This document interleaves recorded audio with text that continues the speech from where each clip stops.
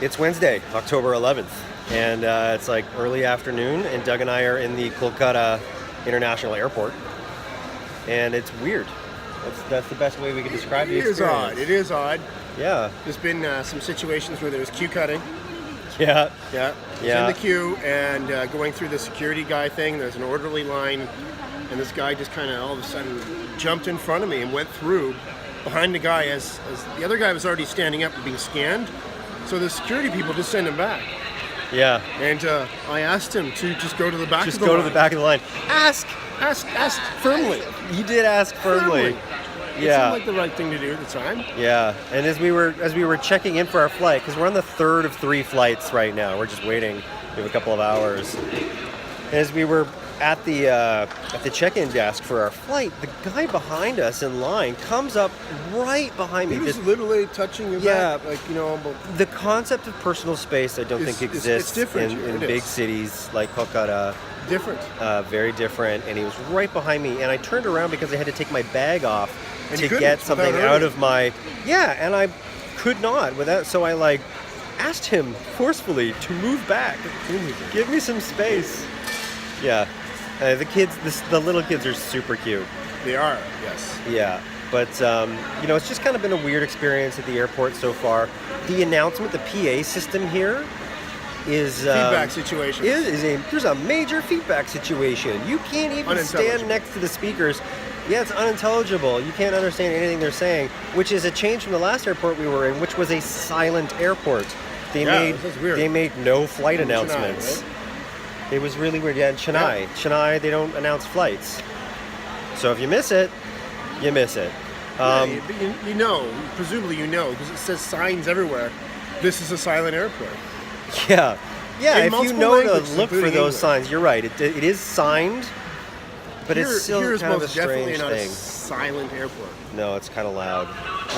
One of the weirdest things, though, is when we were getting off the flight. So first of all, when you're in the airport, every time you go through a door, basically, there's a military person there to check your boarding pass.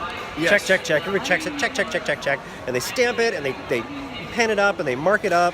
And it's like check every time you go through.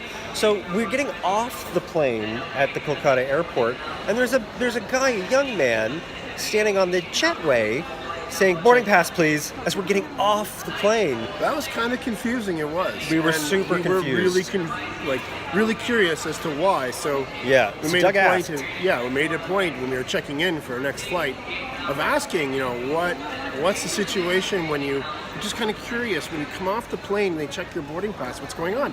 And as it turns out, it's actually for a good reason. The reason being, if someone who had a connecting flight on that particular flight got off, then they would be screwed. So if you're sending your grandmother or your grandfather or someone who might not necessarily know that they can't come off the flight. That's right. They're just trying to prevent that from happening. Yeah, and that's good. And I found that they make most announcements in usually at least 2 languages. One of them is always English.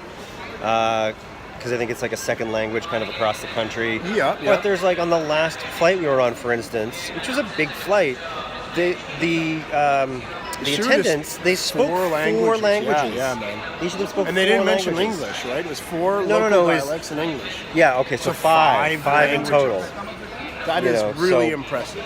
It's definitely possible you might not understand the announcements being made. You might just get off your flight. So that actually made sense. So maybe there's a reason for all the pandemonium. It's just not something that's readily apparent to someone who's traveling who's doesn't live here. No, it's all super new. Yeah. Okay, so we're getting on a flight now to Bagdogra, which is the closest airport to Darjeeling. Yeah. When we get off there, we have a 3-hour car ride in the dark, and Doug was just describing, he's like, imagine tomorrow you wake up, going to go out on that patio, and you're going to be surrounded by the Himalayas. That's pretty good. That's a good morning. That is sustaining me right now. Actually, as travel days go, this hasn't been that bad. I love her t-shirt. Dream forever? Dream forever. Yeah. Seems appropriate. I'm not going to put her on camera, but... No, because that would be bad. That'd be bad. You have to ask the parents first. Yeah. There's lots of cute kids. Lots of cute kids around. Yeah. That's enough said. Doug's favorite part of the trip. Yes. Cute kids. Are awesome. Yeah. Okay.